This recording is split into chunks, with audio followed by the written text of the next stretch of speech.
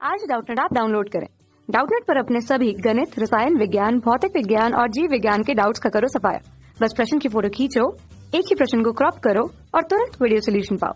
अभी डाउनलोड करें। क्वेश्चन दिया हुआ है कि किसी परमाणु के सतत एक्स किरण स्पेक्ट्रम पर अभिलाक्षणिक एक्स किरण अध्यारोपित किया जाता है। तो यहाँ पर जो मान दिया हुआ है एक बिंदु P पे और बिंदु Q के रूप में, ठीक है।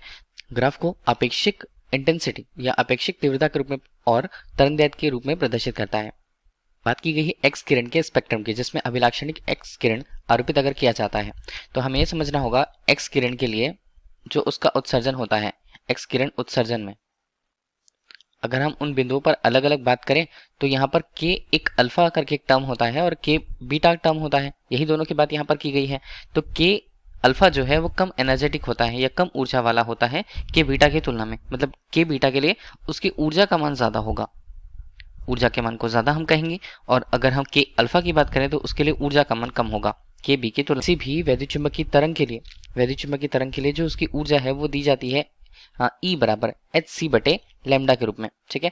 इससे हमें ये समझ में आता है कि ऊर्जा किस तरह से तरंगदैर्घ्य से संबंध रखती है। तो ऊर्जा हमें दिख रही है कि देखिए c का मान यहाँ पर कांस्टेंट होगा, h का मान कांस्टेंट होगा, तो E जो है वो तरंगदैर्घ्य के व्युत्क्रमानुपाती रूप से संबंध रखेगी। अब जिस तरंग के लिए या जिस विकिरण के लिए तरंगदैर्घ्य का मान कम होगा ऊर्जा उसके संगत अधिक रहने वाली है, लेकिन जिसके लिए तरंगदैर्घ्य का मान ज्यादा होगा ऊर्जा का मान कम रहने वाला है। बिंदु P और बिंदु Q को देख के हमें यह समझना होता है कि Q के लिए तरंगदैर्घ्य का मान ज्यादा है, तो Q के लिए तरंगदैर्घ्य का मान ज्यादा है P के लिए तरंगदैर्घ्य के मान से, ठीक है, P लैम्डा के मान से। का मतलब अगर हम बिंदुओं P तथा Q पे देखें तो बिंदु P पर देखें तो एनर्जी जो होगी EP और Q के संगत जो एनर्जी होगी या ऊर्जा होगी वो EQ होगी। तो इनका मान क्या रहेगा, उल्टा रहेगा। P के लिए जो ऊर्जा का मान होगा वह ज्यादा होगा, Q के लिए ऊर्जा का मान कम होगा।